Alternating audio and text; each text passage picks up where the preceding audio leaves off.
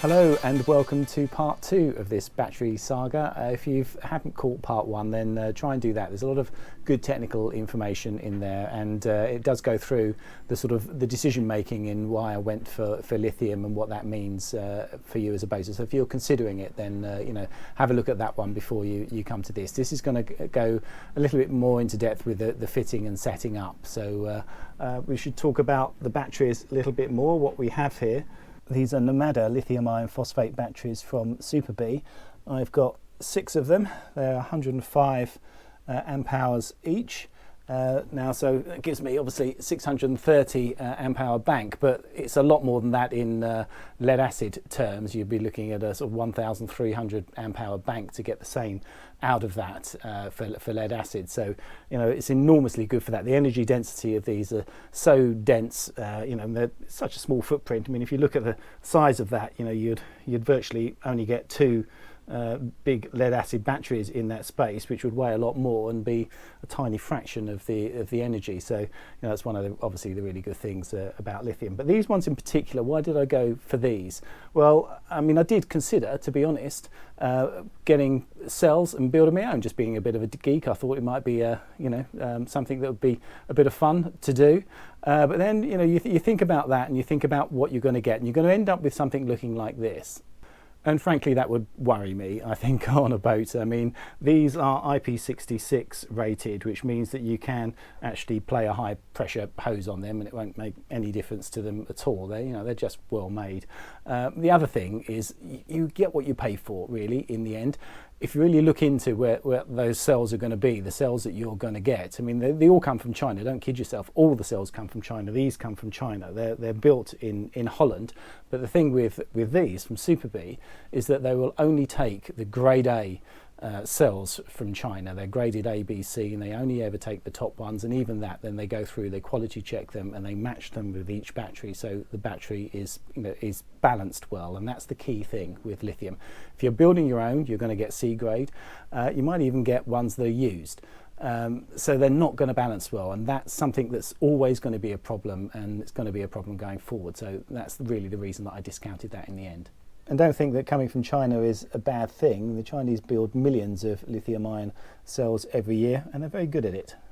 So just before we actually install the batteries, I'm now going through and interrogating them. You can have a look. You have this thing, this CAN bus system here. I can put it on one battery at a time and then plugs up into a laptop here. It should be a PC. I haven't got any PCs, I've only got Macs, so I've had to install this thing called Parallels that you can put on here to make it run Windows 10, which fortunately has worked, and I've got the driver installed. So I'm seeing this battery here, and you can see it's at 99% state of charge, 100% health, and that's good to know. It's pretty good. 99% state of charge. It's been at least 3 months that they've been travelling. That hasn't had a charge for. So yeah, it doesn't really drop much. It's one of the good things about this sort of battery chemistry is that they just don't self-discharge. They sit there, but they should all be 100% before I bolt them all together. So I'll see if I can find a way of charging them up individually, getting them completely full, then put them all together.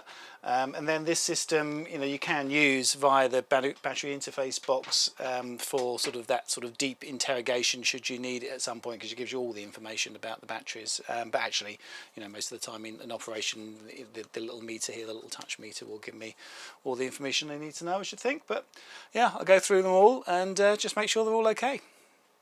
Well, I managed to get the computer up and running last night, just about.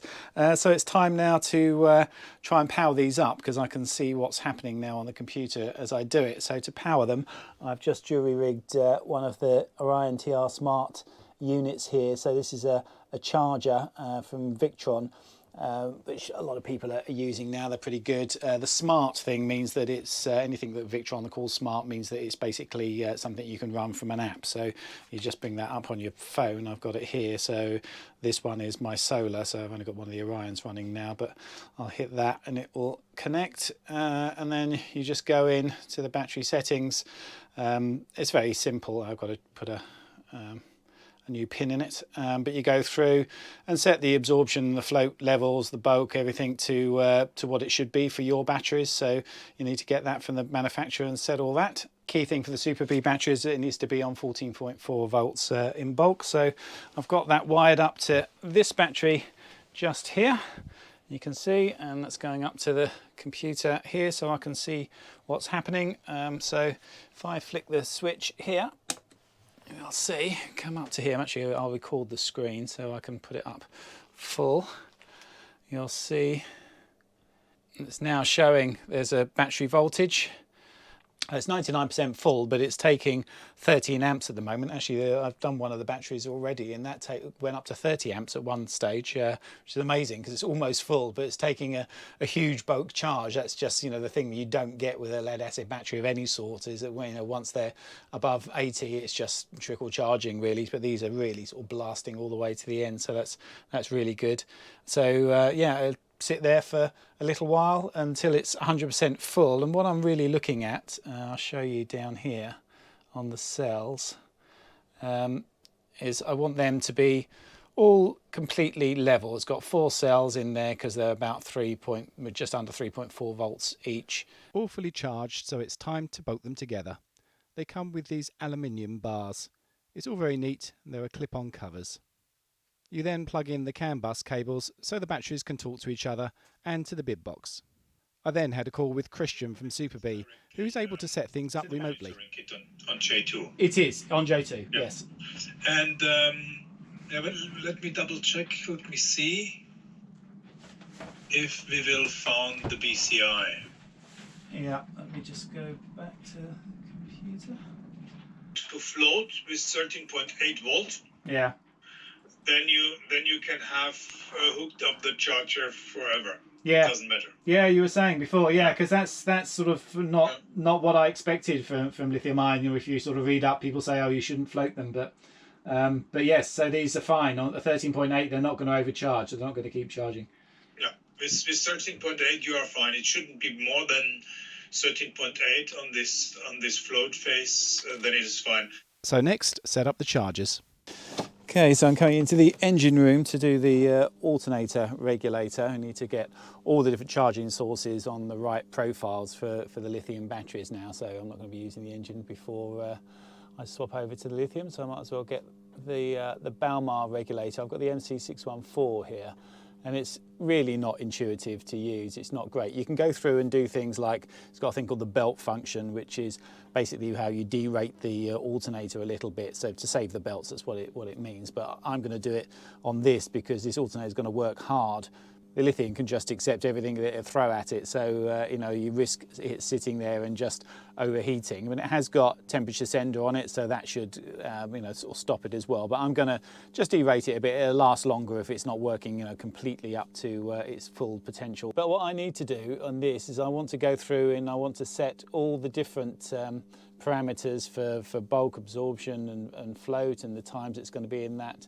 To exactly what I want it. So I'm going to have to go into what they call the advanced menu, and to do that it's just a real fiddle. I mean, basically you have to sit there with this little magnet that goes through a reed switch in here. So you get those 3 dashes and you have to hold the pen on there until this goes around to AP5.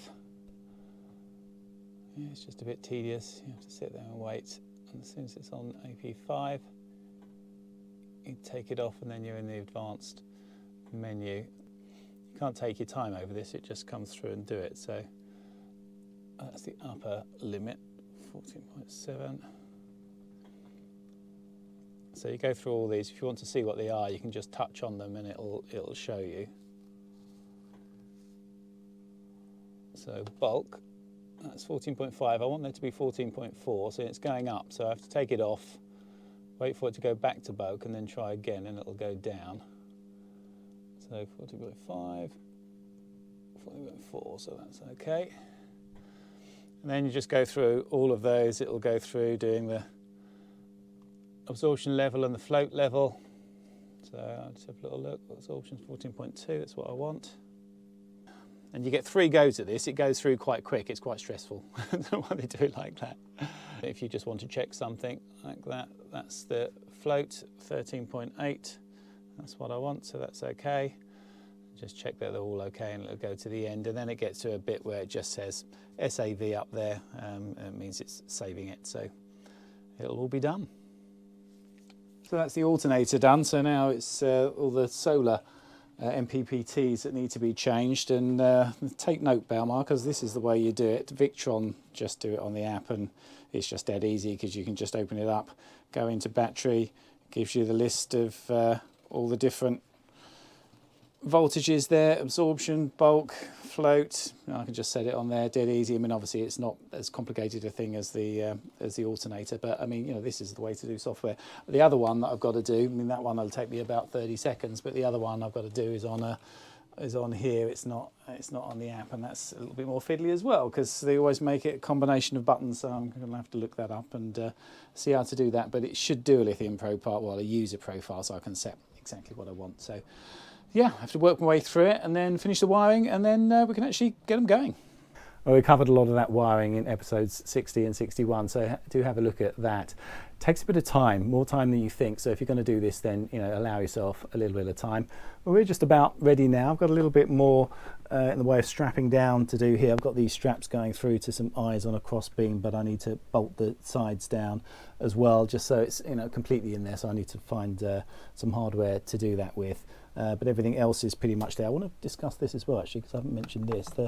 The temperature sender. This is the temperature sender that's bolted. I like these bolt-on ones rather than the stick-on ones, and that's what you get with the Balmar alternator. But you might read that lithium-ion batteries shouldn't have temperature senders on them, and that's true with a lot of them, because what that temperature sender does is, as the temperature goes up, it ramps things down because they're meant for lead-acid batteries, and you don't need that with the lithium-ion batteries. But the Balmar regulator is quite sophisticated, and you have settings in that stop that happening. So it does have the safety thing, as if it gets red hot then everything will turn off, but it doesn't start ramping things down when it doesn't need to. So there is something, if you've got the right regulator, that you can use. If you haven't, then yeah, just don't use it.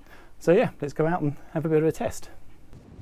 So I've been doing a little bit of real-life testing just for the first trip out. In fact, we'll continue to do this, so you'll see some stuff in episodes, and obviously the more technical things, just keep going back to the website, and I'll put things on there to see how things are going and what things we might need to change or upgrade, or whatever as we go through.